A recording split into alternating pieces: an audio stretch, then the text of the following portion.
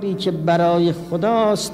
نه برای افراد، نه برای اشخاص، نه برای شخصیت ها، این کار رکود نمی کند با رفتن افراد و با رفتن شخصیت ها. کشوری از رفتن شخصیت های خود تزلزل پیدا می کند که ملت او و افراد اون ملت دل به شخص بسته باشند، دل به اشخاص بسته باشند. اما کشوری که دل او به خدا پیوسته است و برای خدا قیام کرده است و از اول نه شرقی و نه غربی و جمهوری اسلامی را ندا داده است و با بانگ الله اکبر صغیر و کبیر و زن و مردش در صحنه حاضر شده اند و این نهضت را و این انقلاب را به پا کرده اند، همین ملت هستند برای اینکه خدا هست، رجایی و دیگران اگر نیستند خدا هست.